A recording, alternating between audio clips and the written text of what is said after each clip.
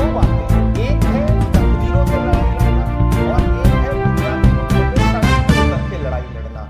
आज ही नहीं, पिछले आप 9 साल में 8 साल में देखेंगे तो सेकुलर लफ्ज को सबसे ज्यादा भला बुरा किसी ने कहा है तो वो भारतीय जनता पार्टी के सांसदों ने कहा है, और दूसरा शख्स जिनका नाम असदुद्दीन ओवैसी है, उन्होंने सबसे ज्यादा सेकुलरिज्म को भला बुरा कहा है अपने मंचों से पार्लियामेंट तक में, आप उठा के देख लीजिएगा। दूसरी सबसे बड़ी बात कि वो कांग्रेस को कोसते हैं। दिल्ली के एमसीडी के इलेक्शन में उन्होंने क्या कहा था कि कांग्रेस तो म्यूजियम में रखने की चीज है, ये उनका बयान था, ये उनकी सोच है, ये उनकी ख्वाहिश है। वो चाहते हैं कि इस मुल्क में सेकुलरिज्म की लड़ाई लड़ने वाले लोग म्यूजियम में चले जाएं और इख्तिदार पे कौन रहे, नरेंद्र मोदी जी रहें। वो नरेंद्र मोदी के खिलाफ उतने हमलावर नहीं होते जितने राहुल गांधी के खिलाफ होते हैं। ये देश को समझने की जरूरत है।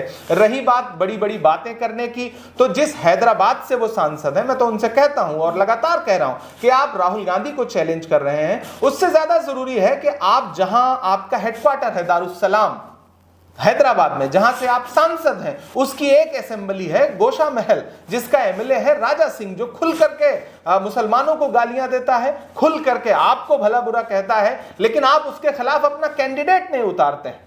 ये उनके घर से जहां हेडक्वार्टर है वहां का विधायक है वो, ये सच्चाई है। वो उत्तर प्रदेश की घटनाओं पर बात करेंगे, लेकिन आलेर में तेलंगाना में एनकाउंटर हुआ, 5 लोग मारे गए, उनकी लड़ाई कहां तक पहुंची, उस पर कोई बात नहीं करेंगे। दरअसल वो वही बात करेंगे जो भारतीय जनता पार्टी को कहीं ना कहीं सूट करती है। वो तेलंगाना में 8 असेंबली पे चुनाव लड़ेंगे, लेकिन उत्तर प्रदेश और बिहार में जाएंगे तो वो चुनेंगे कि नहीं, हमें तो 100 सीटों पे लड़ना है, हमें तो 50 पे लड़ना है।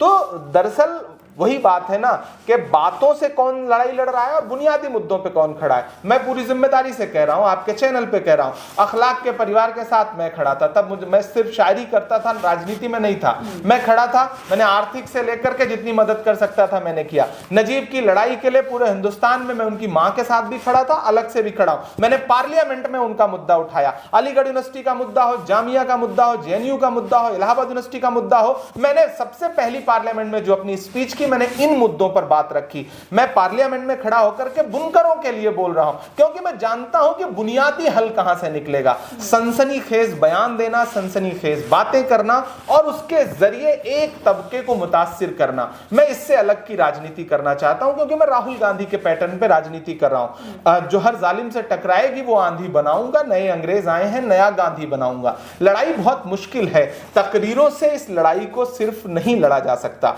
अगर लड़ा जा सकता, ड्राइंग रूम से लड़ा जा सकता, तो राहुल गांधी 4000 किलोमीटर पैदल ना चलते, राहुल गांधी तमाम मुद्दों पर लोगों के साथ ना खड़े होते। मैं आज भी अपने इंटरव्यू में बात कहता हूं कि इस देश में प्रधानमंत्री को जो काम करना चाहिए वो काम राहुल गांधी कर रहे हैं। वो एक एक मकाम पर लोगों के साथ जाकर के खड़े हैं। तो जो चैलेंज कर रहे हैं, मैं उनसे गुजारिश करूंगा कि पहले आप अपना हैदराबाद देखें, राजा सिंह को हराएं, फिर राहुल गांधी को बुलाइएगा। और चैलेंज करने से बेहतर है आप क्यों नहीं बाहर निकल के चुनाव लड़ लेते। जाइए बनारस लड़ लीजिए, जाइए अमेठी लड़ लीजिए, जाइए कहीं और से लड़ लीजिए।